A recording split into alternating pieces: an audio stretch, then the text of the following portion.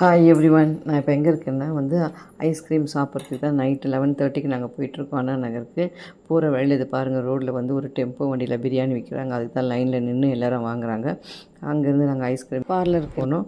போய் நாங்கள் எங்களுக்கு எந்த ஃப்ளேவர் வேணுமோ நல்லா சூஸ் பண்ணி அதை வாங்கி நல்லா இருந்துச்சு. டேஸ்ட்டு இது புதுசாக இருந்துச்சு இந்த கடை.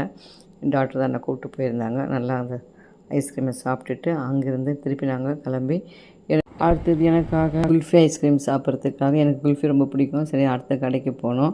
அங்கேருந்து கிளம்பி போயிட்டு அங்கே குல்ஃபி கடை போனோம்.